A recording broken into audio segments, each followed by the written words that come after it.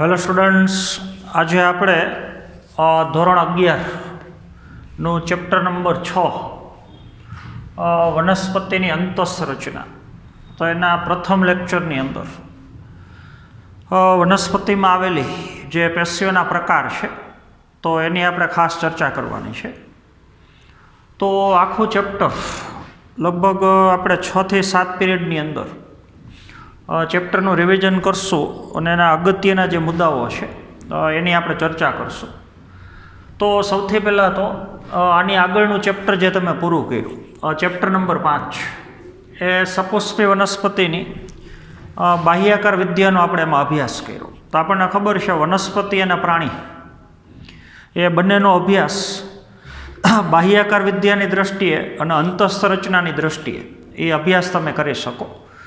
તો જ્યારે તમે બે પ્રાણીની બાહ્યાકાર રચના અને અંતઃસંરચનાની સરખામણી કરો, અથવા કોઈ પણ બે વનસ્પતિની બાહ્યાકાર વિદ્યા અને અંતઃસંરચનાની સરખામણી કરો, તો અમુક બાહ્યાકાર રચના અને અંતઃસંરચના એ સરખી હોઈ શકે અને અમુક જે અલગ અલગ હોઈ શકે.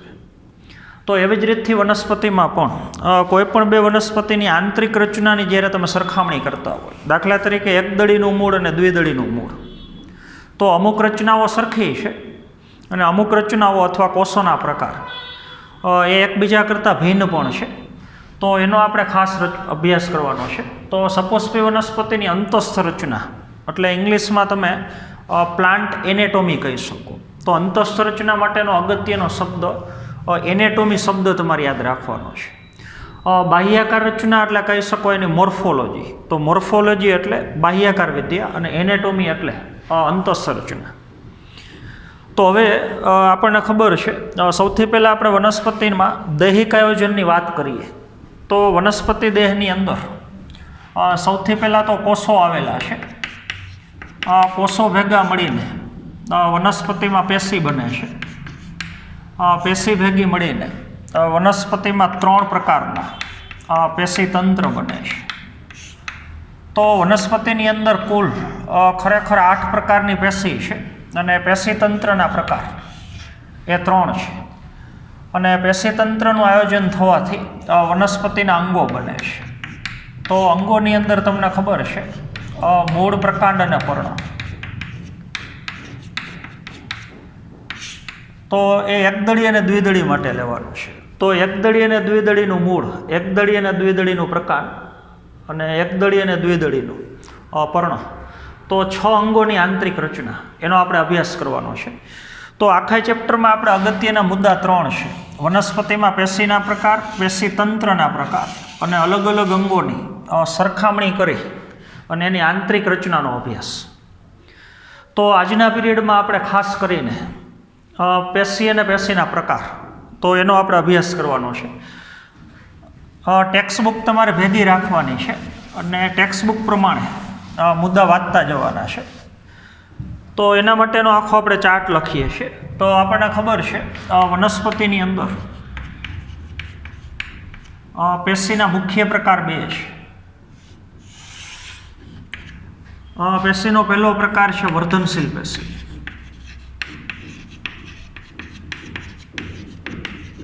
અને પેશીનો બીજો પ્રકાર એ તમને ખબર છે એ સ્થાયી પેશી.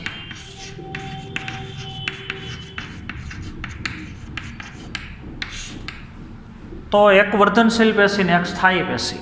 તો સૌથી પહેલાં તો પેશી એટલે તો સમાન ઉત્પત્તિ ધરાવતા અને સમાન કાર્ય કરતા. તો વનસ્પતિ દેહમાં કોઈ પણ જગ્યાએ આવેલો કોષનો એવો સમૂહ જેની ઉત્પત્તિ એક સરખી હોય અને ઉત્પન્ન થયા પછી એક જ સરખું કાર્ય કરતા હોય, તો એવા કોષના સમૂહને આપણે પેશી કહીએ છીએ. ત્યારબાદ કોષ વિભાજન પામી શકે કે ન પામી શકે એના ઉપરથી પેશીના 2 પ્રકાર છે. જો નવા સર્જાયેલા કોષો કોષ વિભાજન પામવાની ક્ષમતા એમને જાળવી રાખે, એટલે કે આજીવન સમવિભાજન પ્રકારનું કોષ વિભાજન પામી અને વનસ્પતિ દેહની અંદર નવા નવા કોષનો ઉમેરો કરે, તો એને વર્ધનશીલ પેશી કહેવાય. અને નવા નિર્માણ પામેલા કોષો જો કોષ વિભાજન પામવાની ક્ષમતા ગુમાવી દે, પછી કોષ વિભાજન ન પામી શકે, રચના અને કાર્યની દ્રષ્ટિએ કોષો સ્થાયી થઈ જાય, તો એવી પેશીને આપણે સ્થાયી પેશી કહીએ છીએ. તો પેશીના મુખ્ય પ્રકાર બે છે. તો હવે તમે કહી શકો કે દરેક સ્થાયી પેશીનું નિર્માણ ખરેખર એ વર્ધનશીલ પેશીએ કરેલું છે. ત્યારબાદ આપણે વર્ધનશીલ પેશીની વાત કરીએ તો વર્ધનશીલ પેશીની અંદર પાછા પેટા પ્રકાર ખરેખર બે છે. તમારા ટેક્સ્ટ બુક પ્રમાણે સીધા 3 પ્રકાર છે. તો એક આવશે પ્રાથમિક વર્ધનશીલ પેશી,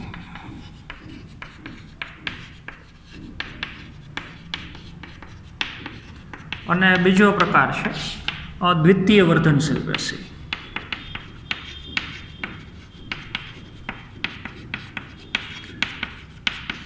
તો પ્રાથમિક વર્ધનશીલ પેશી તો જે પેશી વનસ્પતિના જીવન ચક્રમાં શરૂઆતથી જ હાજર હોય અને વનસ્પતિની અંદર પ્રાથમિક અંગોનું નિર્માણ કરતી હોય, એટલે કે વનસ્પતિની લંબાઈમાં વધારો કરતી હોય. બસ તો 2 શબ્દ અગત્યના છે. વનસ્પતિના જીવનચક્રમાં પહેલેથી જ હાજર હોય. બીજનું અંકુરણ થાય અને મૂળ અને પ્રકાંડ બન્યું હોય તો ત્યારે પહેલેથી જ હાજર હોય, અને મોટાભાગે મૂળ અને પ્રકાંડની લંબાઈમાં એટલે વધારો કરતી હોય અથવા પ્રાથમિક અંગોનું નિર્માણ કરતી હોય અથવા પ્રાથમિક પેશીનું નિર્માણ કરતી હોય તો પ્રાથમિક વર્ધનશીલ પેશી. પ્રાથમિક વર્ધનશીલ પેશીનું નિર્માણ થયા પછી, આ તો પહેલેથી હાજર છે, પણ પ્રાથમિક વર્ધનશીલ પેશીનું નિર્માણ થયા પછી ભવિષ્યમાં દેખાતી એનો ક્રમ બીજો છે, તો એને દ્વિતીય વર્ધનશીલ પેશી કહી શકો. તો હવે પ્રાથમિક વર્ધનશીલ પેશીની અંદર પાછા પેટા પ્રકાર બે છે. એક આવશે અગ્રસ્થ વર્ધનશીલ પેશી,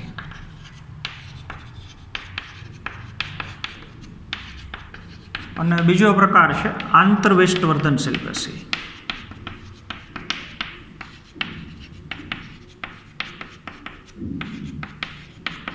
તો આપણે ક્રમ કન્ટિન્યુ રાખશું. આ પહેલો પ્રકાર છે, આ બીજો પ્રકાર છે. દ્વિતીય વર્ધનશીલ પેશીની અંદર ત્રીજા પ્રકારની આપણે વાત કરીએ તો પાર્શ્વીય વર્ધનશીલ પેશી.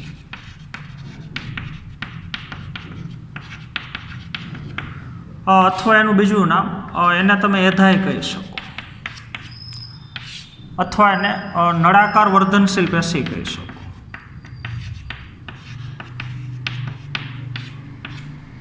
કારણ કે એની ગોઠવણી નળાકાર રીતે થયેલી છે. તો આટલી પહેલાં આપણે વાત કરીએ. વનસ્પતિના જીવનચક્રમાં પહેલેથી જ હાજર હોય અને પ્રાથમિક અંગોનું નિર્માણ કરતી હોય તો પ્રાથમિક વર્ધનશીલ પેશી. એમાં પાછા પ્રકાર બે છે, અગ્રસ્થ વર્ધનશીલ પેશી અને આંતરવિષ્ટ વર્ધનશીલ પેશી. તો સૌથી પહેલાં અગ્રસ્થ વર્ધનશીલ પેશી. તો તમને ખબર છે મૂળ અને પ્રકાંડની ટોચ ઉપર આવેલી વર્ધનશીલ પેશી. પ્રકાંડનો ટોચનો ભાગ એટલે પ્રકાંડાગ્ર અને મૂળનો ટોચનો ભાગ તમને ખબર છે મૂલાગ્ર. તો આ બે જગ્યાએ આવેલી પેશી એટલે કહી શકો અગ્રસ્થ વર્ધનશીલ પેશી. તો મૂળ અને પ્રકાંડની ટોચ ઉપર આવેલી અને પ્રાથમિક અંગોનું નિર્માણ કરી, એટલે પહેલી વખત અહીંયા કોષ વિભાજન કરી અને પ્રકાંડ અને મૂળની લંબાઈમાં વધારો કરતી પેશી. તો અગ્રસ્થ વર્ધનશીલ પેશીના કોષો ગમે ત્યારે કોષ વિભાજન પામે તો બે અંગની લંબાઈમાં જ વધારો થાય, તો પહેલાં અંગ લાંબુ બને પછી ટુકડો જાડો બને, તો એને પ્રાથમિક વૃદ્ધિ કહી શકો. તો એ પ્રાથમિક વૃદ્ધિ માટે જવાબદાર છે. હવે મૂળની ટોચ ઉપર આવેલી અગ્રસ્થ વર્ધનશીલ પેશી જો બરોબર સમજજો, એ ફક્ત મૂળની ટોચ ઉપર જ હોય. અને પ્રકાંડમાં આવેલી અગ્રસ્થ વર્ધનશીલ પેશી એ પ્રકાંડની ટોચ ઉપર તો અહીંયા હોય જ, પણ જ્યારે પ્રકાંડનું વિસ્તરણ થતું હોય, લાંબુ બનતું હોય, તો આપણને ખબર છે પાછળ ગાંઠ ઉપર પર્ણનું નિર્માણ થતું હોય. તો જ્યારે અહીંથી પ્રકાંડ આમ લાંબુ બનતું હોય ત્યારે અગ્રસ્થ વર્ધનશીલ પેશીના અમુક કોષો એ નીચેની તરફ પ્રકાંડ અને પર્ણની વચ્ચેના ઓલા ખૂણામાં ગોઠવાઈ જાય, જેને આપણે કક્ષકલિકા કહીએ છીએ. તો કક્ષકલિકાનું નિર્માણ પણ મૂળભૂત રીતે એ અગ્રસ્થ વર્ધનશીલ પેશી દ્વારા થાય છે. અને એ કક્ષકલિકામાં કોષ વિભાજનની ક્રિયા થઈને આગળ જતાં પુષ્પે બની શકે, નવી શાખાએ બની શકે. તો આવી પેશીને આપણે અગ્રસ્થ વર્ધનશીલ પેશી કહીએ છીએ. ત્યારબાદ પ્રાથમિક વર્ધનશીલ પેશીમાં બીજો પ્રકાર છે આંતરવિષ્ટ વર્ધનશીલ પેશી. તો આંતરવિષ્ટ એટલે ખરેખર વચ્ચે આવેલી. દાખલા તરીકે ઘાસ પ્રકારની વનસ્પતિ છે, આ એકદળી વનસ્પતિ. તો એમાં ઉપરનો ભાગ એટલે અગ્રસ્થ વર્ધનશીલ પેશી. તો નીચેની તરફ અહીંયા સ્થાયી પેશીઓ છે બધી. મૃદુતક પેશી છે, દઢોતક પેશી છે, જલવાહક અન્વાહક. તો સ્થાયી પેશીમાં એટલે પરિપક્વ ભાગોની અંદર સ્થાયી પેશીમાં વચ્ચે વચ્ચે આવેલી પેશી અહીં અંદરની તરફ આવેલી હોય તો એવી પેશીને આપણે આંતરવિષ્ટ વર્ધનશીલ પેશી કહીએ છીએ. તો ખાસ કરીને ઘાસ પ્રકારની જે વનસ્પતિ છે તો આપણને ખબર છે તૃણાહારી પ્રાણીઓ ઘાસનો જ્યારે ખોરાક તરીકે ઉપયોગ કરતા હોય, ઉપરનો ભાગ દાખલા તરીકે ખાઈ ગયા હોય, જ્યારે દાખલા તરીકે અગ્રકલિકા છે એનો પ્રાણીઓ ખોરાક તરીકે ઉપયોગ કર્યો, તો અમુક સમય પછી ફરી પાછું એ ઘાસ વિકાસ પામે છે. તો તૃણાહારી પ્રાણીઓના દ્વારા જે ભાગ ખવાઈ ગયેલો છે તો એ ભાગની જગ્યાએ પુનઃનિર્માણ પામતો જે ભાગ છે તો એનું નિર્માણ જેના દ્વારા થયું એને કહેવાય આંતરવિષ્ટ વર્ધનશીલ પેશી. તો આના કોષો કોષ વિભાજન કરે તો લંબાઈ જ વધે. તો બે પેશી એવી છે કે એના કોષોના વિભાજનથી પ્રાથમિક અંગનું નિર્માણ થાય, વનસ્પતિના અંગની લંબાઈ વધે. અને બે પેશી વનસ્પતિના જીવનચક્રમાં પહેલેથી જ હાજર હોય એટલે કહી શકો પ્રાથમિક વર્ધનશીલ પેશી. ત્યાર પછીનો બીજો પ્રકાર છે દ્વિતીય વર્ધનશીલ પેશી. તો આ પેશી ફક્ત દ્વિદળી વનસ્પતિમાં જ હોય અને દ્વિદળી વનસ્પતિને ખાસ કરીને બે અંગો, મૂળ અને પ્રકાંડ. તો આ તમારે ખાસ યાદ રાખવાનું છે. તો દ્વિદળી વનસ્પતિના મૂળ અને પ્રકાંડ એ જ્યારે પરિપક્વ થઈ જાય, દાખલા તરીકે પ્રકાંડનો ભાગ છે અને નીચેનો મૂળનો ભાગ, તો મૂળ અને પ્રકાંડનો જે પરિપક્વ ભાગ હોય આ ભાગ કે જેની અંદર સ્થાયી પેશી આવેલી છે, તો મૂળ અને પ્રકાંડના દ્વિદળી વનસ્પતિના મૂળ અને પ્રકાંડના સ્થાયી પેશીમાં વચ્ચે વચ્ચે આવેલી અહીંયા જે પરિપક્વ ભાગ છે એ પરિપક્વ ભાગમાં આવેલી અને કાષ્ઠીય પ્રકાંડનું નિર્માણ કરતી એવું લખ્યું છે. તો તમને ખબર છે જ્યારે ઓલી દ્વિતીય વૃદ્ધિ થાય અને પ્રકાંડમાં ફરતી બાજુ મૃત છાલ બને તો એ કાષ્ઠ કહેવાય. તો એ છાલનું નિર્માણ એ દ્વિતીય વર્ધનશીલ પેશી અથવા પાર્શ્વીય વર્ધનશીલ પેશી અથવા એધા નામની પેશી દ્વારા થાય છે. તો કાષ્ઠીય પ્રકાંડ એટલે એકદમ જાડી છાલવાળું પ્રકાંડનું સર્જન કરતી પેશી કે જે પેશી પ્રાથમિક વર્ધનશીલ પેશીના નિર્માણ પછી દેખાય છે. આ પહેલેથી જ હાજર હોય, આ એના પછી બને છે. તો એને તમે કહી શકો દ્વિતીય વર્ધનશીલ પેશી. તો એ પેશીના કોષો મૂળ કે પ્રકાંડમાં ગમે ત્યારે કોષ વિભાજન કરે તો હંમેશા પ્રકાંડ અને મૂળ એની જાડાઈમાં વધારો થાય. આપણને ખબર છે મૃત છાલ બનતી જાય તો પ્રકાંડ જાડો થતો જાય. અહીં કોષ વિભાજનની ક્રિયા થાય તો મૂળનો ભાગ એ જાડો બનતો જાય. તો બે અંગોની જાડાઈમાં વધારો કરતી પેશી એટલે કહી શકો દ્વિતીય વર્ધનશીલ પેશી. તો આના દ્વારા જે વૃદ્ધિ થાય એને તમે દ્વિતીય વૃદ્ધિ કહી શકો. અંગ લાંબુ બને એ પ્રાથમિક વૃદ્ધિ એ આના દ્વારા થાય, અંગની જાડાઈમાં વધારો થાય એ દ્વિતીય વૃદ્ધિ. તો દ્વિતીય વૃદ્ધિ હંમેશા દ્વિતીય વર્ધનશીલ પેશી દ્વારા થાય. તો તમે સમજી ગયા છો બરાબર. તો હવે તમે કહી શકો વનસ્પતિ દેહમાં કોઈ પણ જગ્યાએ આવેલો કોષ વિભાજન પામી શકે એવો કોષનો સમૂહ, આખા વનસ્પતિ દેહમાં ગમે ત્યાં આવેલો કોષનો સમૂહ જો એના કોષો કોષ વિભાજન પામી શકતા હોય તો એને કહી શકો વર્ધનશીલ પેશી. તો હવે એવું કહી શકો કે વનસ્પતિમાં વૃદ્ધિ ફક્ત વર્ધમાન પેશીઓ પૂરતી મર્યાદિત છે. તો વનસ્પતિમાં વૃદ્ધિ નવા કોષનો ઉમેરો સક્રિય રીતે વિભાજન પામતા કોષનો સમૂહ જ કરી શકે. વૃદ્ધિમાં સ્થાયી પેશીનો ફાળો ન હોય કારણ કે એના કોષોમાં કોષ વિભાજન પામવાની ક્ષમતા નથી. તો વનસ્પતિમાં વૃદ્ધિ વર્ધનશીલ પેશીઓ પૂરતી મર્યાદિત છે એટલે વૃદ્ધિ ફક્ત વર્ધનશીલ પેશી દ્વારા જ થાય છે. હવે બીજો પ્રકાર છે સ્થાયી પેશી. તો તમને ખબર છે કોઈ પણ પ્રકારની વર્ધનશીલ પેશી હોય, આ ત્રણમાંથી ગમે એ પ્રકાર હોય, તો પ્રાથમિક વર્ધનશીલ પેશી હોય કે દ્વિતીય એટલે ત્રણમાંથી કોઈ પણ પ્રકાર હોય, આના કોષો જ્યારે કોષ વિભાજન પામે, આ દાખલા તરીકે વર્ધનશીલ પેશીના કોષો છે, આ વર્ધનશીલ પેશી, અને એના કોષોનું જ્યારે કોષ વિભાજન થાય અને એ કોષો અત્યારે અવિભેદિત છે તો આ કોષોના વિભાજનથી આખો કોષનો સમૂહ બન્યો. તો જો એ કોષો હવે વર્ધનશીલ પેશીના વિભાજનથી સર્જાયેલા કોષો એ કોષ વિભાજન પામવાની ક્ષમતા હવે ગુમાવી હતી અને રચના અને કાર્યની દ્રષ્ટિએ સ્થાયી થઈ જાય એની રચના હવે સ્થિર થઈ જાય, કાર્ય ફિક્સ થઈ જાય અને કોષ વિભાજન પામવાની ક્ષમતા ગુમાવી દીધી, તો હવે આ પેશીને સ્થાયી પેશી કહી શકો. તો ખરેખર તો સ્થાયી પેશીનું નિર્માણ વર્ધનશીલ પેશીએ કર્યું. તો વર્ધનશીલ પેશીના વિભાજનથી સર્જાયેલા કોષો કોષ વિભાજન પામવાની ક્ષમતા ગુમાવી દે, રચના અને કાર્યની દ્રષ્ટિએ એનું વિશિષ્ટીકરણ થઈ જાય, એનું વિભેદન થઈ જાય. તો આના વિભાજનથી સર્જાયેલા જે કોષો છે એનું વિભેદન થઈને એમાંથી બનતી પેશી એટલે સ્થાયી પેશી. તો હવે એ સ્થાયી પેશીની અંદર પણ પેટા પ્રકાર છે, તો એની આપણે વાત કરીએ.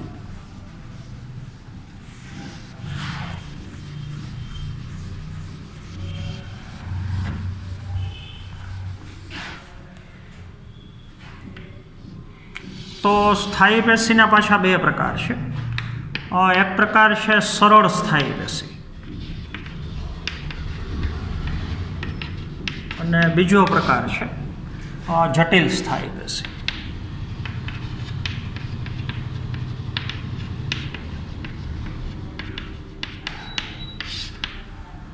તો બહુ સહેલું છે.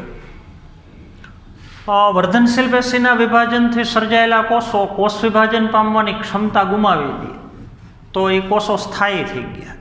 તો એવા કોષમાંથી બનતી પેશી સ્થાયી પેશી.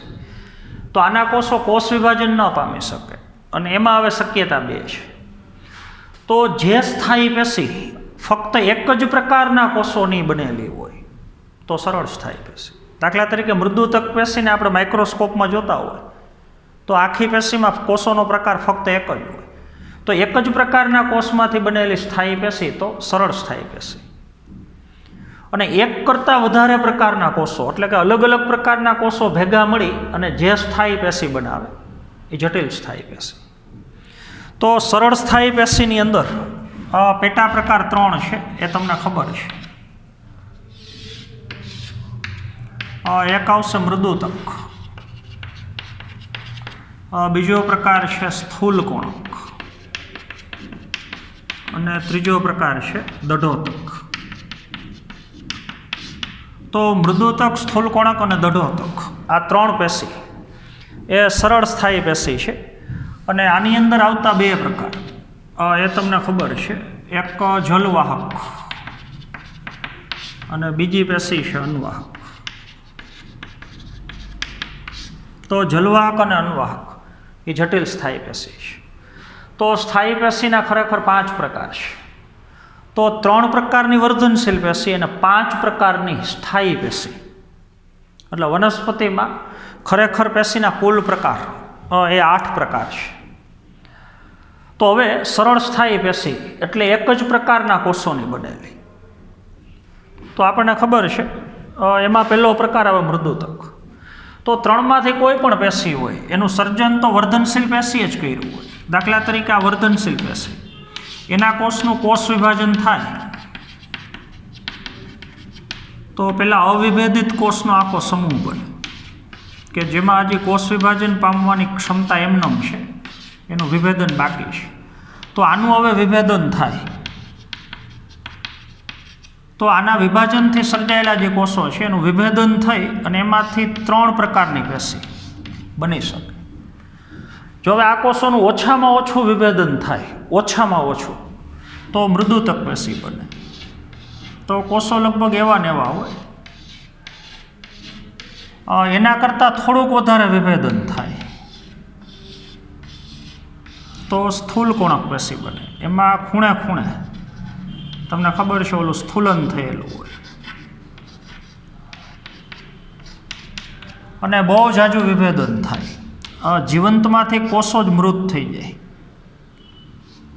તો બની જાય દઢોતક પેશી.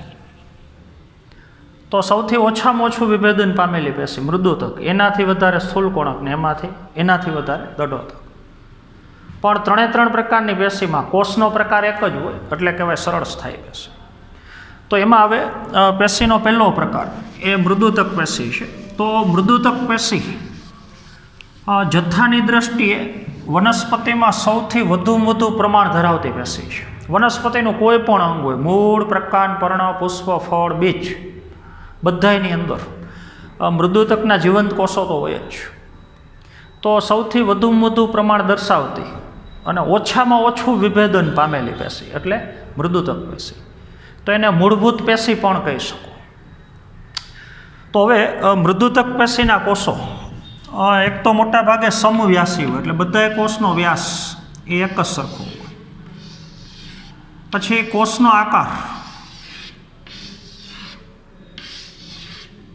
અત્યારે મેં કોષો જે બતાવ્યા છે તો અલગ અલગ જગ્યાએ મૃદુતક પેશીના કોષોનો આકાર અલગ અલગ હોય. ગોળાકારે હોઈ શકે, આવી રીતથી અંડાકારે હોઈ શકે, અને ઘણી વખત કોષો આવા ઝાઝા ખૂણાવાળા બહુકોણીય હોઈ શકે. પણ બધા કોષનો વ્યાસ એક સરખો હોય, એટલે કોષો સમવ્યાસી હોય અને ગોળ, અંડાકાર અથવા બહુકોણીય હોઈ શકે. પછી જ્યાં કોષો ગોઠવાયેલા છે તમને ખબર છે, દાખલા તરીકે બાહ્યકનો વિસ્તાર એ મૃદુતક પેશીનો બનેલો છે. તો કોષોની વચ્ચે આ આંતરકોષીય અવકાશ હોઈ શકે અને ન પણ હોય. મોટાભાગે આંતરકોષીય અવકાશ કોષો વચ્ચે ખાલી જગ્યા હાજર હોય, પણ ઘણી વખત ગેરહાજરી હોય છે. બીજું, મૃદુતક પેશીના કોષોની કોષ દિવાલ એ એકદમ પાતળી અને ફક્ત સેલ્યુલોઝની બનેલી હોય. બીજું, મૃદુતક પેશીના કોષોનું કાર્ય લે તો આપણને ખબર છે ખોરાકના અલગ અલગ ઘટકોનું સંગ્રહનું કાર્ય કરે. એટલે જો મૃદુતક પેશીના કોષો ખોરાક સંગ્રહનું કાર્ય કરતા હોય, દાખલા તરીકે બટાકામાં આપણને ખબર છે સ્ટાર્ચ સ્વરૂપે ખોરાકનો સંગ્રહ થાય, તો ત્યાં તમે મૃદુતકના કોષો લેશો તો બધા કોષમાં મોટું કદ ધરાવતી રસધાની હોય. તો મૃદુતક પેશીનું ખરેખર મુખ્ય કાર્ય એ ખોરાકના સંગ્રહનું છે, એટલે તો એનું રસધાનીનું કદ એ મોટું છે.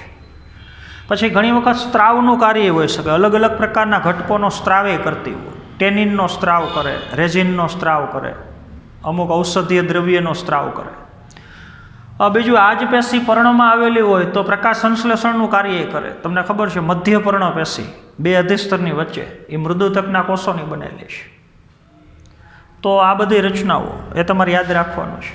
બીજું, નીટ માટે એક એક્સ્ટ્રા પોઈન્ટ, જલજ વનસ્પતિ આપણને ખબર છે એના તમે અંગો લેશો તો વજનમાં એકદમ હળવા છે અને પોલા અંગો છે, આમ દબાવી તો એકદમ પોલા છે.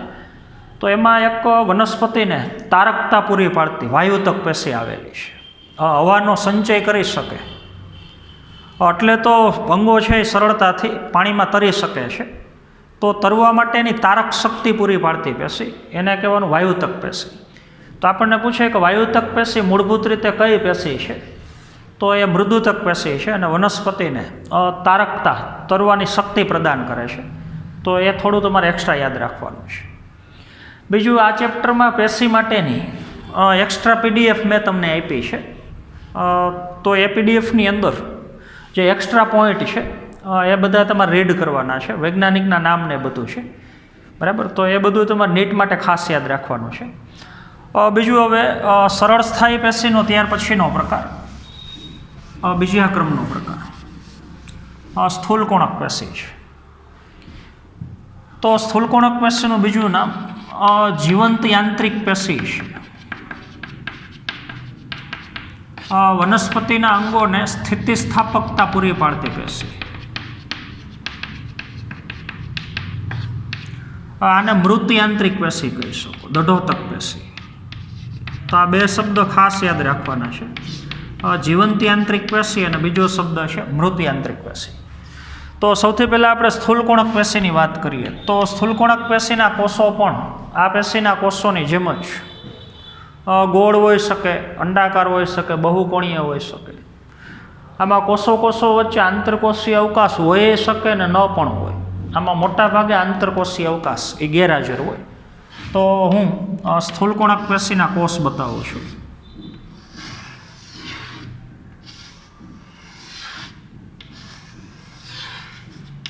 તો કોષોની ગોઠવણી ગીચોગીચ થયેલી છે, આંતરકોષીય અવકાશ ગેરહાજર છે. તો જ્યાં કોષો એકબીજાના સંપર્કમાં આવતા હોય ખાસ કરીને, તો ત્યાં ખૂણે ખૂણે ત્રણ ઘટકોનું સ્થૂલન હોઈ શકે. તો આજી કોષ દિવાલ છે, એ પ્રાથમિક કોષ દિવાલ છે દરેક કોષમાં. તો દરેક કોષમાં પ્રાથમિક કોષ દિવાલની અંદરની તરફ આ સેલ્યુલોઝનું સ્થૂલન સળંગ છે, પણ અંદરની તરફ ટુકડા સ્વરૂપે સ્થૂલન થયું. આ જે ભાગ બતાવીએ છીએ તો એના ઉપરથી જ પેશીનું નામ છે. સ્થૂલન એટલે પદાર્થની જમાવટ થવી, અને પદાર્થની જમાવટ થઈ ખૂણાના ભાગે, એટલે પેશીનું નામ આપ્યું સ્થૂલકોણક પેશી. તો જે પેશીના કોષમાં પ્રાથમિક કોષ દિવાલની અંદરની તરફ ખૂણે પેક્ટિન, હેમિસેલ્યુલોજ અને સેલ્યુલોજનું સ્થૂલન થયેલું હોય ખૂણે, તો પેશીને કહેવાય સ્થૂલકોણક પેશી. તો આ ખાસ યાદ રાખવાનું છે. આંતરકોષીય અવકાશ એ ગેરહાજર છે. તો આ પેશી ફક્ત દ્વિદળી વનસ્પતિમાં જ હોય. MCQ માટે યાદ રાખવાનું છે. એકદળી વનસ્પતિના 3 અંગો, મૂળ, પ્રકાંડ અને પર્ણ, એમાં સ્થૂલકોણક પેશી ગેરહાજર છે. એટલે એકદળી વનસ્પતિમાં સ્થૂલકોણક પેશી હોય જ નહીં, ફક્ત દ્વિદળીમાં જ હોય. દ્વિદળીને ખાસ કરીને 2 અંગો, કુમળા પ્રકાંડ અને પર્ણદળ. તો પર્ણનો ભાગ અને પ્રકાંડનો ભાગ, તો એકદમ કુમળા પર્ણ અને એકદમ કુમળા જે પ્રકાંડ છે, તો એ પ્રકાંડમાં જે અધસ્તર છે, દાખલા તરીકે હું પ્રકાંડનો આડો છેદ બતાવું, દ્વિદળી પ્રકાંડ, તો આપણને ખબર છે સૌથી બહારની બાજુ અધિસ્તર છે ને અધિસ્તરની નીચેની તરફ અહીંયા હવે જે સ્તર બતાવ્યું એ અધસ્તર છે. તો એ અધસ્તર પ્રકાંડ હોય, પર્ણદંડ હોય, બેયનું અધસ્તર એ સ્થૂલકોણક પેશીનું બનેલું છે. એટલે તો 2 અંગોની સ્થિતિસ્થાપકતા વધારે છે. તો એ પેશી એને સ્થિતિસ્થાપકતા પૂરી પાડી અને યાંત્રિક મજબૂતાઈ આપે છે. પણ કોષો જીવંત છે એટલે પેશીનું નામ આપ્યું જીવંત યાંત્રિક પેશી. તો આ તમારે ખાસ યાદ રાખવાનું છે. બીજું, અધિસ્તરની નીચે જે અધસ્તર છે એ કાં સળંગ હોય આવી રીતથી, અથવા એની ટુકડા સ્વરૂપે હાજરી હોય. કોષોના સ્તર હોય, વળી પાછા ન હોય, પાછા હોય, પાછા ન હોય, એટલે કાં ટુકડા સ્વરૂપે હાજરી હોય ને કાં આખું સ્તર સળંગ હોય. તો એ પેશીને આપણે કહીએ છીએ સ્થૂલકોણક પેશી. ત્યાર પછીનો પેશીનો પ્રકાર છે સરળ પેશીની અંદર દઢોતક પેશી. તો આપણને ખબર છે દઢોતક પેશીના કોષો મૃત કોષો છે. તો એ પણ વનસ્પતિની યાંત્રિક મજબૂતાઈ આપે છે, એટલે મૃત યાંત્રિક પેશી કહી શકો. તો દઢોતક પેશીના કોષ બતાવું છું. અત્યારે ખરેખર આડો કાપેલો કોષ છે.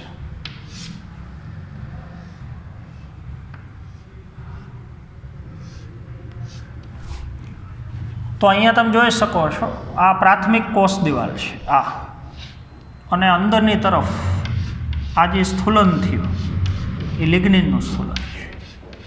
તો જે પેશીના કોષમાં લિગ્નિનનું એકદમ જાડું સ્થૂલન થયેલું હોય. આખો કોષ હું ડ્રો કરું તો આ રીતથી છે. કોષને આપણે વચ્ચેથી કટ કરેલો છે. આ સ્થૂલકોણક પેશીનો કોષ ખૂણાવાળો છે, બહુકોણીય, અને વચ્ચેથી આપણે કોષને કટ કરેલો છે. તો આપણે દઢોતક પેશી તો દઢોતક પેશીના કોષો બરાબર સમજજો. લાંબા છે, દિવાલ એકદમ જાડી છે. તમારા ટેક્સ્ટ બુકની અંદર પાતળી દિવાલ એવું લખ્યું છે, એ સુધારી નાખવાનું છે. લિગ્નિનનું સ્થૂલન થયેલી જાડી દિવાલવાળા અને લાંબા કોષો, પણ અંદરની તરફ એક સાંકડો અવકાશ છે વચ્ચેના ભાગમાં. દરેક કોષમાં અંદરની તરફ એક સાંકડો અવકાશ છે. ત્યાં ખરેખર કોષરસ હોવો જોઈએ. આ કોષ દિવાલ હોય તો અંદર કોષરસ હોવો જોઈએ, પણ ધીમે ધીમે આ પેશીનો કોષરસ અને કોષ કેન્દ્ર એનું વિઘટન થઈ જાય. લિગ્નિન બનવા માટે અંદરનો કોષરસ અને કોષ કેન્દ્ર એ સંપૂર્ણ વપરાઈ જાય, એનું વિઘટન થઈ જાય, એટલે તો કોષ જીવંતમાંથી મૃત થઈ જાય. તો આવા લાંબા જાડી દિવાલવાળા અને જીવરસ વિહીન કોષો, તો એ પેશીને આપણે દઢોતક પેશી કહીએ છીએ. તો એમાંય જ્યાં કોષો નજીક ગોઠવાયેલા હોય, તેમાં કોષોની વચ્ચે મોટા ભાગે આંતરકોષીય અવકાશ એ ગેરહાજર હોય. બીજું, હવે દઢોતક પેશીની અંદર કોષો 2 પ્રકારના હોય. એક તંતુ કોષો હોય અને બીજું અષ્ઠી કોષો હોય. અષ્ઠી કોષોનો કેવું હોય તો એને કઠકોય કહી શકો. તો તંતુની વાત કરીએ તો અત્યારે આપણે જે દર્શાવ્યું એ તંતુ જ છે. એટલે દઢોતક પેશીમાં આવેલા કોષ જો તંતુ કોષ હોય તો એકદમ કોષ લાંબા હોય, આમ સાંકડા હોય પછી લાંબા હોય. જો આ કોષનો ઊભો છેદ બતાવો, આડો છેદ બતાવું તો આવું દેખાશે, ઊભો છેદ બતાવું કોષનો તો આવું દેખાશે. તો દરેક કોષમાં વચ્ચે એક સાંકડો અવકાશ છે અને આ લિગ્નિનની બનેલી એકદમ જાડી દિવાલ છે. તો તંતુકોષો સાંકડા છે, લાંબા છે, અણીદાર છેડાવાળા છે અને વચ્ચે સાંકડો અવકાશ ધરાવે છે. બીજું, આ જે લિગ્નિનનું સ્થૂલન થયેલું છે એમાં વચ્ચે વચ્ચે લિગ્નિનનું સ્થૂલન ગેરહાજર હોય તો આવા ખાડાઓ પડે છે. એને તમે ગર્તી ક્ષેત્ર કહી શકો. તો એને ગર્ત અથવા ખાડાઓ કહી શકો. તો વચ્ચે સાંકડો અવકાશ છે અને ફરતી બાજુ લિગ્નિનનું સ્થૂલન. પણ જ્યાં જ્યાં લિગ્નિનનું સ્થૂલન ન થયેલું હોય ત્યાં બધે ગર્ત પડે છે. તો આવા કોષને તમે તંતુકોષો કહી શકો. તો આવા તંતુકોષો તમને ખબર છે અન્નવાહક પેશી અને જલવાહક પેશીની અંદર હોય છે. ત્યાર પછી દઢોતક પેશીમાં કોષનો બીજો પ્રકાર, એને આપણે અષ્ઠિકોષો કહીએ છીએ. તો અષ્ઠિકોષો મોટા ભાગે ગોળ, લંબગોળ અથવા નળાકારે હોઈ શકે, પણ સમવ્યાસી કોષો છે. તો આ કોષોમાં વચ્ચે જે અવકાશ હોય એકદમ સાંકડો હોય. હમણાં જે આપણે કોષ બતાવ્યો તંતુકોષ, એમાં આપણે આવી રીતથી બતાવ્યું. તો આમાં જે અવકાશ છે ને એના કરતાં આમાં અવકાશ મોટો હોય. તો આમાં દિવાલની જાડાઈ આટલી જ થઈ, ને આમાં અવકાશ સાંકડો છે તો દિવાલની જાડાઈ આટલી થઈ. આ બધું લિગ્નિનનું સ્થૂલન છે અને એમાં વચ્ચે વચ્ચે ઓલા ગર્તી ક્ષેત્ર તો હોય જ, એટલે આ રીતથી બતાવ્યું છે. તો આવા કોષોને આપણે અષ્ઠિકોષો અથવા એને તમે ઓલા કટકો કહી શકો.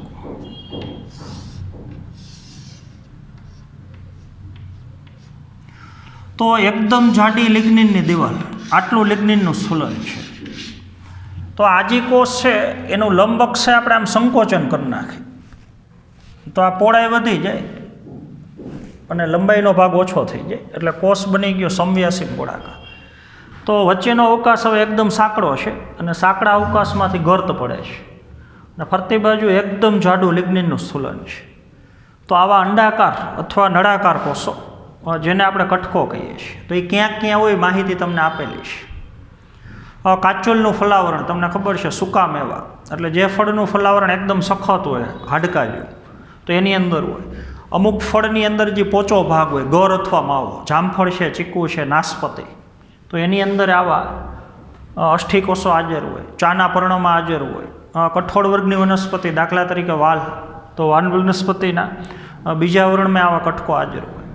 તો એ સ્થાનની દૃષ્ટિએ તમારે યાદ રાખવાનું છે. તો આ ત્રણ પ્રકાર સરળ સ્થાયી પેશીના છે. એવી જ રીતથી પેશીનો બીજો પ્રકાર જટિલ સ્થાયી પેશી. તો એની ચર્ચા કરતાં પહેલાં આપણે પીરિયડનો ટાઈમ કેટલો થયો છે એ સહેજું જોઈ લો. જો બહુ મોટો પીરિયડ થાય એમ હોય તો પછી બંને પ્રકાર આપણે આવતા પીરિયડમાં ચલાવશું. ચલો, તો એકાદો પેશીનો પ્રકાર લગભગ પૂરો થઈ જશે.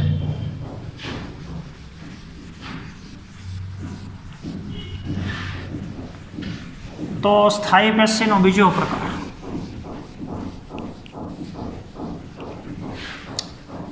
જટિલ સ્થાયી પેશી છે.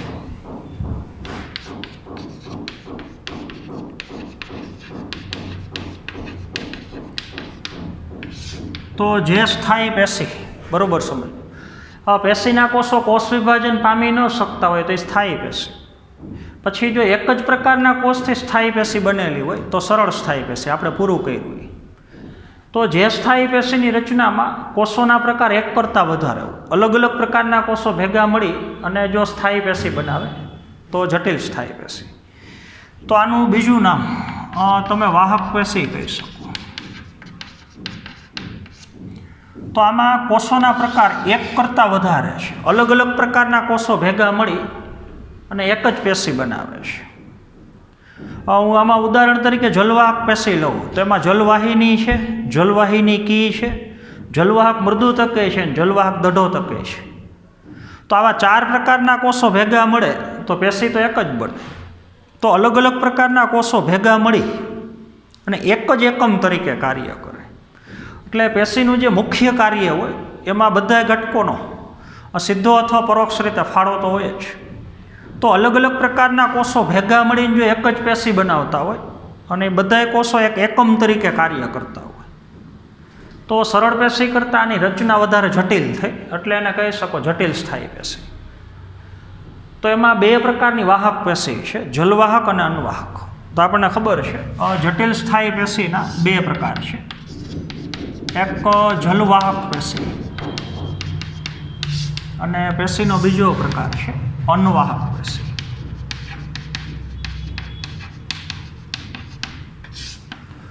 તો હવે જલવાહક પેશી અને અન્વાહક પેશી એમાંથી પહેલો પ્રકાર આપણે લઈએ છીએ જલવાહક પેશી.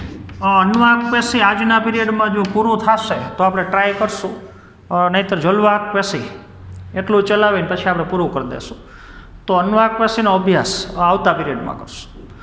તો જલવાહક પેશી તો નામમાં જ અર્થ છે, જલ એટલે પાણી, પાણીનું વહન કરતી પેશી.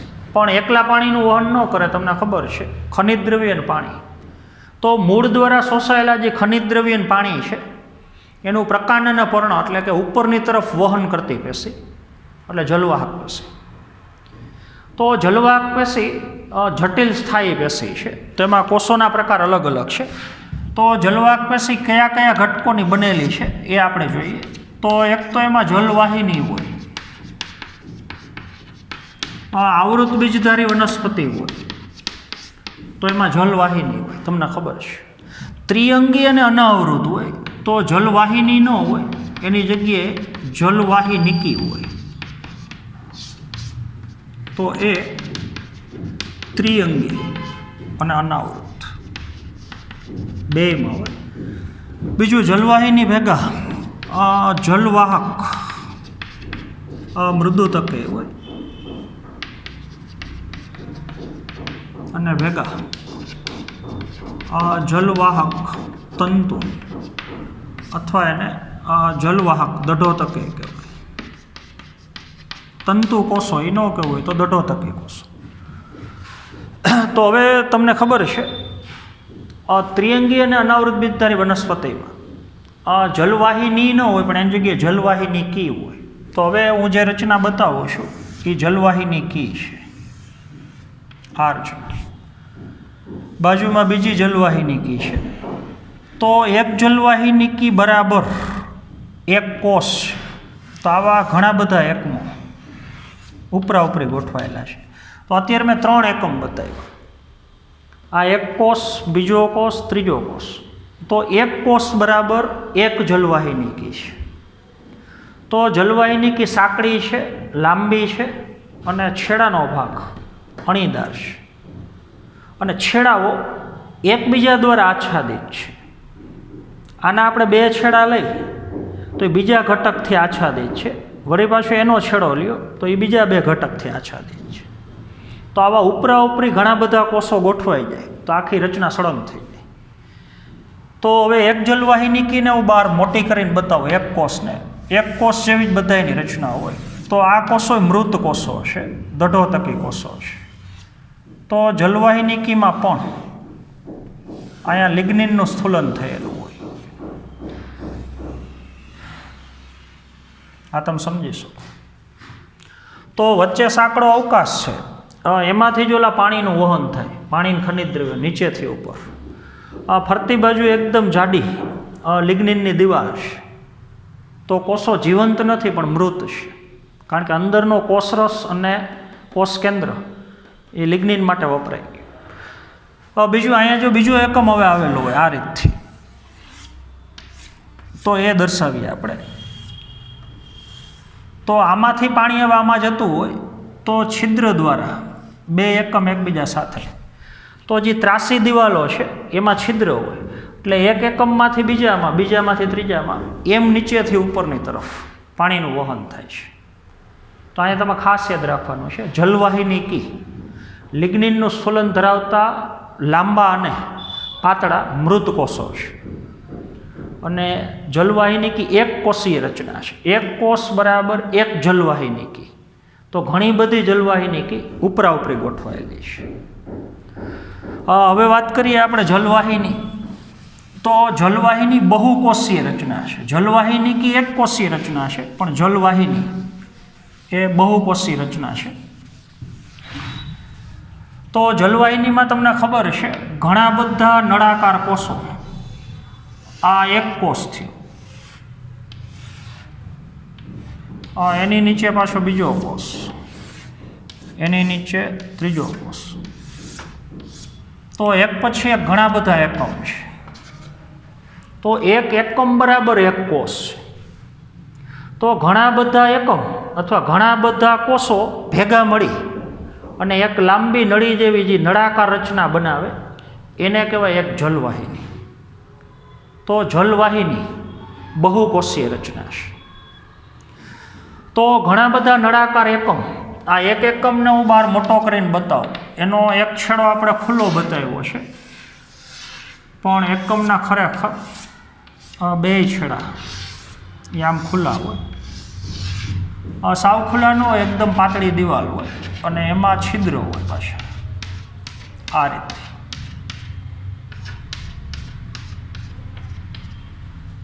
અંદરની તરફ આમાં પણ અહીંયા લિગ્નિનનું સ્થૂલન છે.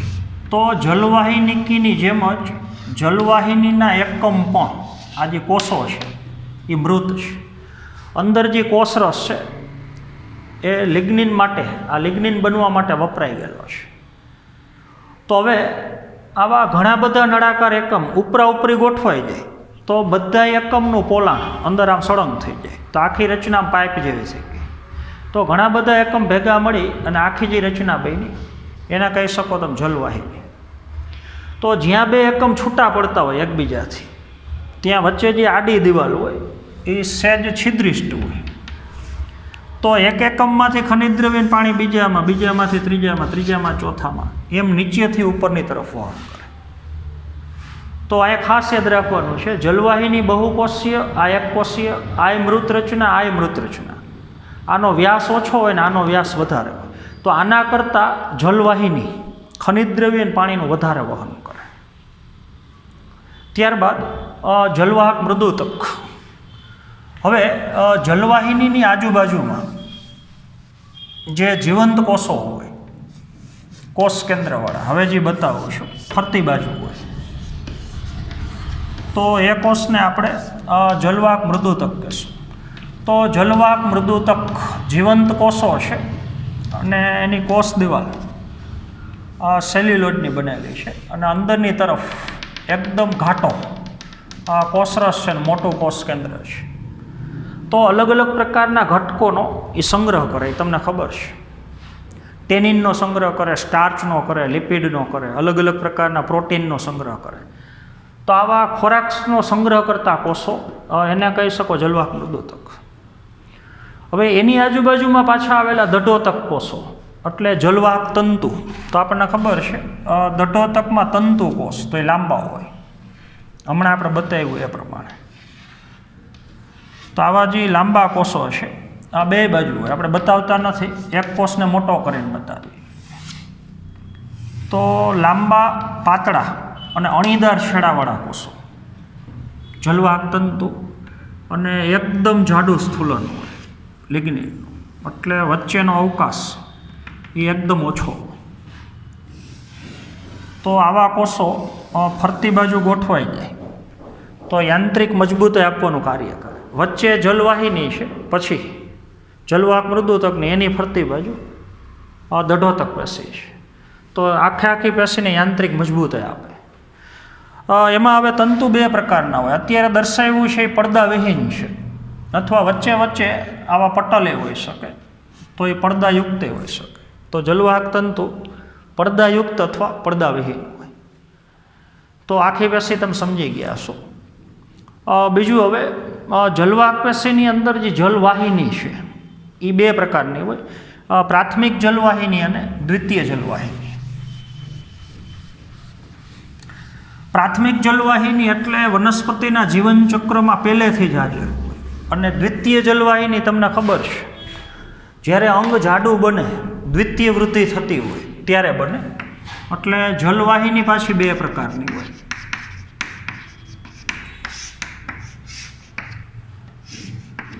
એક કહેવાનું પ્રાથમિક જલવાહક અને એક કહેવાનું દ્વિતીય જલવાહક. તો દ્વિતીય જલવાહક આપણને ખબર છે જ્યારે દ્વિતીય વૃદ્ધિ થશે ત્યારે બને, અને આ પ્રથમથી જ હાજર. તો હવે પ્રાથમિક જે જલવાહક છે એમાં પાછી જલવાહિની બે પ્રકારની હોય. એક આદિદારુ હોય, તમને ખબર છે, અને બીજું અનુદારુ હોય. આ આદિદારુ હોય તો એનો વ્યાસ ઓછો હોય. આ જે જલવાહિની છે એનો વ્યાસ ઓછો હોય, અને અનુદારુ હોય તો એના કરતાં એનો વ્યાસ મોટો હોય. તો પ્રથમ નિર્માણ પામતી અને નાનો વ્યાસ ધરાવતી જલવાહિની એ આદિદારુ, પછી નિર્માણ પામતી અને મોટો વ્યાસ ધરાવતી વાહિની એ અનુદારુ. આ બેમાં આ પહેલાં બને, આ પહેલેથી જ હાજર હોય. આ તો જ્યારે અંગ જાડું બને ત્યારે બને, એ દ્વિતીય જલવાહક. હવે પ્રાથમિક જલવાહકમાં પહેલાં આ બને ને પછી આ બને. પહેલાં બને પણ એનો વ્યાસ નાનો હોય, અને આ પછી બને પણ એનો વ્યાસ મોટો હોય. હવે એની ગોઠવણી ઉપરથી મૂળ અને પ્રકાંડમાં રચના અલગ અલગ હોય, એ તમને ખબર છે. તો આપણે દાખલા તરીકે દ્વિદળી મૂળની વાત કરીએ, ઓલો આડો છેદ બતાવ્યો હતો, પછી એમાં અંતસ્તર, એની અંદર પરિચક્ર, તમને ખબર છે. તો અહીંયા જે જલવાહિની છે એની ગોઠવણી આપણે આ રીતથી બતાવી છે. તો હવે તમે જોઈ શકો છો, મોટા કદના એકમ છે એ કેન્દ્ર તરફ અંદર છે, અને નાના એકમ એટલે આ આદિદારુ છે, અને અંદરના જે એકમ છે એ અનુદારુ છે. તો પહેલાં આ જલવાહિની બન્યું, એના પછી ને એના પછી આપણને ખબર આદિદારુ પહેલાં બને. તો જલવાહક બનવાનો પ્રારંભ બહારની બાજુ થયો, કારણ કે આદિદારુ પરિઘ તરફ બહારની બાજુ છે ને અનુદારુ કેન્દ્ર તરફ મજા તરફ છે. તો આને બહિરારંભી જલવાહક કહેવાય. બહિરારંભી, બહારની બાજુથી બનવાનો આરંભ કરતી જલવાહક. પ્રકાંડનો આડો છેદ બતાવો તો એના કરતાં વિરુદ્ધ છે પ્રકાંડમાં, તમને ખબર છે. તો પ્રકાંડની અંદર ગોઠવણી એના કરતાં ચેન્જ થઈ જશે. એમાં આપણે અંતસ્તર બતાવીએ તો હવે જે જલવાહક હોય એમાં ઊંધું છે, આ રીતથી હોય જલવાહક. તો આદિદારુ અંદર છે અને અનુદારુ બહાર છે, આના કરતાં ઉલટું થઈ ગયું. તો આને અંતરારંભી કહેવાય. પહેલાં આ એકમ બન્યું હોય પછી ને પછી, તો જલવાહક બનવાનો પ્રારંભ અંદરથી બહાર થાય એટલે કહેવાનું અંતરારંભી. આમાં બહારથી અંદર થાય એટલે બહિરારંભી. તો મૂળમાં જલવાહક બહિરારંભી હોય ને પ્રકાંડમાં જલવાહક એ અંતરારંભી હોય. ચાલો તો હજી આપણે એક વખત ટાઈમ જોઈ લઈએ. જો 10-15 મિનિટ જેવું થઈ શકતું હોય તો આપણે અન્વાહક પેશી ભેગી ચલાવી દઈએ, નહીંતર અન્વાહક પેશી આપણે આવતા પીરિયડમાં ચલાવશું.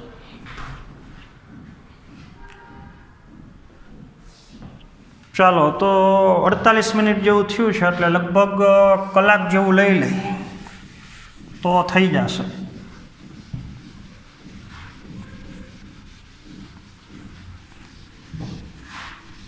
તો જટિલ પેશીમાં બીજો પ્રકાર એ અન્વાહક પેશી છે.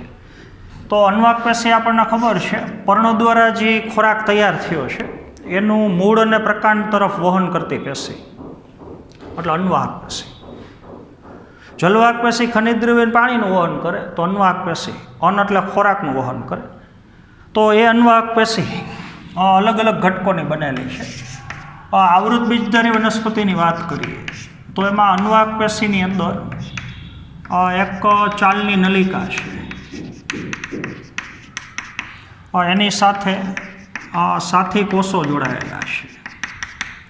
બીજું એમાં એક અન્વાહક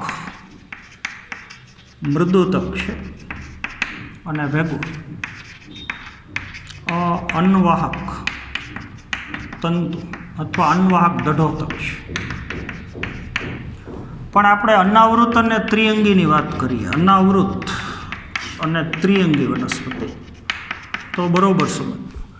એમાં ચાલની નલિકા સાથી કોષ ન હોય. ચાલની નલિકાની જગ્યાએ ચાલની કોષ હોય અને સાથી કોષની જગ્યાએ આલ્બ્યુમિન કોષો હોય. આલ્બ્યુમિન કોષોને વૈજ્ઞાનિકના નામ ઉપરથી સ્ટ્રાસબર્ગર કોષોએ કહી શકીએ. એને સંશોધન કર્યું છે. તો હવે અન્વાહક પેશીની આપણે વાત કરીએ. એક પછી એક ઘટકો લેતા જઈએ. આવૃત બીજધારી વનસ્પતિમાં તો સૌથી પહેલાં તો કેન્દ્ર ભાગમાં ચાલની નલિકા. જેમ જલવાહકમાં જલવાહિની હોય એમ અન્વાહકમાં ચાલની નલિકા. ચાલની નલિકા એ બહુકોષીય છે, એટલે ઘણા બધા એકમની બનેલી છે. તો ઘણા બધા એકમ ઉપરા ઉપરી ગોઠવાઈ જાય અન્વાહકના એકમ, તો બનતી આખી લાંબી રચના, એટલે થઈ ગયું તમારે ચાલની નલિકા. તો એ ચાલની નલિકામાં ફરતી બાજુ એની દિવાલ છે અને અંદરની તરફ અહીંયા આ એક એકમને હું બહાર મોટો કરીને બતાવું. તો આ એક કોષ થયો, એક એકમ. એટલે તો ચાલની નલિકા એ બહુકોષી છે. ઘણા બધા એકમ અથવા ઘણા બધા કોષો ઉપરા ઉપરી ગોઠવાઈ જાય તો આખી બનતી લાંબી નળાકાર રચના, એટલે ચાલની નલિકા. તો ચાલની નલિકામાં જે એકમ છે એ એકમના બે છેડા એ આડી દિવાલ દ્વારા બંધ હોય. તો અહીંયા આડી દિવાલ છે, તો એને ચાલની પટ્ટિકા કહેવાય. પણ એમાં નાના નાના છિદ્ર હોય, એને કહેવાય ચાલની છિદ્ર. તો બે એકમ વચ્ચેની આડી દિવાલમાં બધી જગ્યાએ આ બે એકમ છે તો અહીંયા આડી દિવાલ હોય તો એ છિદ્રિષ્ટ હોય. એ દિવાલને કહેવાય ચાલની પટ્ટિકા, અને પટ્ટિકામાં છિદ્ર હોય ચાલની છિદ્ર. બીજું, દરેક એકમમાં વચ્ચે એક મોટી રસધાની હોય અને કોષરસ બધો પરિઘવર્તી વિસ્તારમાં ફરતી બાજુ હોય.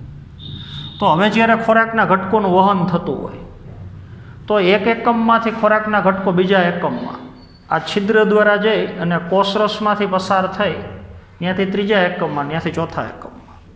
તો એ રીતથી ખોરાકના ઘટકોનું વહન થાય. પણ કોષોની અંદર કોષ કેન્દ્ર ન હોય, રસધાની હોય, જીવરસે હોય, તો જીવંત કોષો છે, પણ કોષ કેન્દ્ર વગરના જીવંત કોષો છે.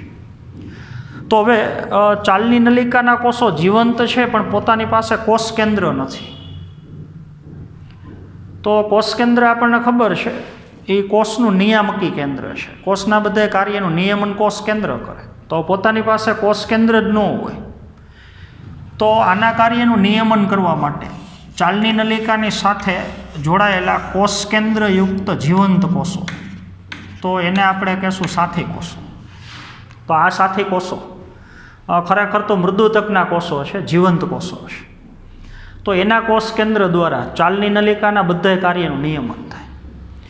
બીજું, બે કોષો વચ્ચેની આ જે દિવાલ છે એમાં ગર્ત આવેલા હોય, છિદ્ર આવેલા હોય, એટલે બે કોષોનો કોષરસ એકબીજાના સંપર્કમાં હોય. તો બે કોષો વચ્ચેની આયામ જે ઊભી દિવાલ છે એમાં ગર્ત અથવા છિદ્ર આવેલા હોય અને એના દ્વારા આના કાર્યનું પછી નિયમન થતું હોય. તો આપણને ખબર છે વનસ્પતિના પર્ણમાં ઓલી શર્કરા બને તો એ સૌથી પહેલાં સાથી કોષમાં આવે, ત્યાંથી પછી ચાલની નલિકા માટે. તો એ જે દબાણ ઢોળાણ જાળવવું, સક્રિય વહન દ્વારા અહીંથી શર્કરાના ઘટકો આમાં જતા હોય, તો એના માટેની શક્તિની બધું સાથી કોષ પૂરા પાડતા હોય. તો દબાણ ઢોળાંશની ક્રિયા એ સાથી કોષ દ્વારા સર્જાય.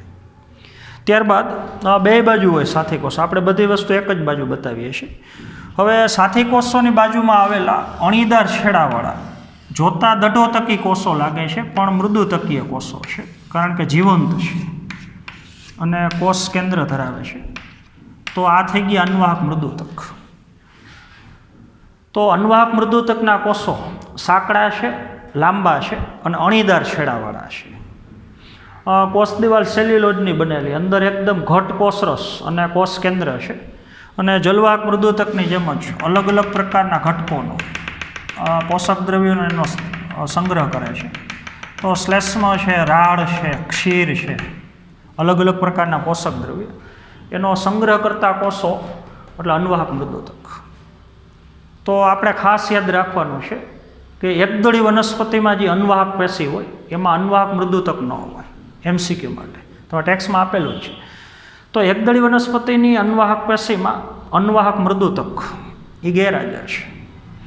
ત્યારબાદ અન્વાહક મૃદુતકની બાજુમાં એના જેવા જ અણીદાર છેડાવાળા પણ મૃત કોષો, આમાં કોષ કેન્દ્ર અને કોષરસ હાજર છે, એટલે આ કોષો જીવંત છે, એવો જ આકાર ધરાવતા કોષો, તો એ અન્વાહક તંતુ છે. જલવાહક તંતુ જેવા જ હોય, હમણાં આપણે બતાવ્યું તે પ્રમાણે. તો આમાં કોષો લાંબા છે, સાંકડા છે, અણીદાર છેડાવાળા, સોય જેવો આકાર ધરાવતા કોષો છે, અને લિગ્નિનનું સ્થૂલન જાડું હોય, એટલે કોષો મૃત હોય. તો હવે આજી કોષો છે એને આપણે અન્વાહક તંતુ અથવા અન્વાહક દઢોતક કહીએ છીએ. તો આ પ્રાથમિક અન્વાહકમાં ન હોય, ફક્ત જ્યારે દ્વિતીય અન્વાહક બને, પહેલેથી જ અન્વાહક હાજર હોય તો એ પ્રાથમિક જલવાહકની જેમ જ. પછી જ્યારે અંગ જાડું બને, દ્વિતીય અન્વાહક બને, તો એના ભેગા જ આવા અન્વાહક તંતુ હોય. તો એ ખાસ યાદ રાખવાનું છે, પ્રાથમિક અન્વાહક પેશીમાં અન્વાહક તંતુ ગેરહાજર. બીજું, અમુક વનસ્પતિની અંદર જે અન્વાહકના તંતુ કોષો એ એકદમ લાંબા હોય, 2-3 ફૂટ લાંબા હોય, તો એનો આપણે રેસા તરીકે ઉપયોગ કરીએ છીએ. સણ છે, અળસી છે, તો એ બધી વનસ્પતિના જે અન્વાહક તંતુ લાંબા છે, તો એના પ્રકાંડને ચીરીને એ તંતુને આપણે બહાર કાઢી અને એનો આપણે રેસા તરીકે ઉપયોગ કરીએ છીએ. એનું વ્યાપારીકરણ, બજારમાં એનું આપણે વેચાણ કરીએ છીએ, તો એના માટે ઉપયોગી છે. તો સણ છે, અળસી છે, ભાંગ છે, એવી વનસ્પતિના અન્વાહક તંતુ એનો આપણે વ્યાપારિક ધોરણે ઉપયોગ કરીએ છીએ. MCQ માટે ખાસ યાદ રાખવાનું છે. પછી જલવાહકની જેમ જ અંદર જે આ ચાલની નલિકા છે, એના ઉપરથી અન્વાહક પેશી 2 પ્રકારની છે. પહેલાં તો મુખ્ય પ્રકાર 2. એક આવશે પ્રાથમિક અન્વાહક, તો એ તમને ખબર છે, વનસ્પતિના જીવનચક્રમાં પહેલેથી જ હાજર. પછી બને એ દ્વિતીય અન્વાહક, તો એ દ્વિતીય વૃદ્ધિ દરમિયાન જ્યારે મૂળ અને પ્રકાંડ જાડું બનતું હોય ત્યારે બને, અને આ પહેલેથી હાજર. હવે પ્રાથમિક અન્વાહકમાં પાછા પ્રકાર 2 હોય, ઓની જેમ જ. એક આવશે આદિ અન્વાહક, અથવા આને આદિ રસદારું કહી શકો. બીજો પ્રકાર છે અનુ અન્વાહક,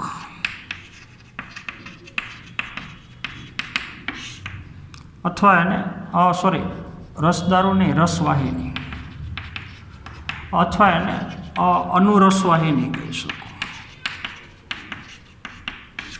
આ બીજું નામ છે. તો બેઠે બેઠું આના જેવું છે. આ પહેલાં સર્જાય ને આ પછી સર્જાય. તો જેનો વ્યાસ નાનો હશે અને પહેલાં સર્જાય, તો એવી ચાલની નલિકાઓ એને આપણે આદિ અન્વાહક કહીએ છીએ. જે પછી સર્જાય અને વ્યાસ મોટો છે એવી ચાલની નલિકાને આપણે અનુ અન્વાહક કહીએ છીએ. તો આજના પીરિયડમાં આપણે વનસ્પતિમાં આવેલા બધા પેશીના પ્રકાર આપણે પૂરા કર્યા. તો હવે આ પેશીઓ ભેગી મળી અને 3 પ્રકારના પેશીતંત્ર કઈ રીતથી બને, તો એનો અભ્યાસ આપણે આવતા પીરિયડમાં કરશું. તો આજના પીરિયડમાં આપણે અહીંયા સુધી રાખશું. Thank you.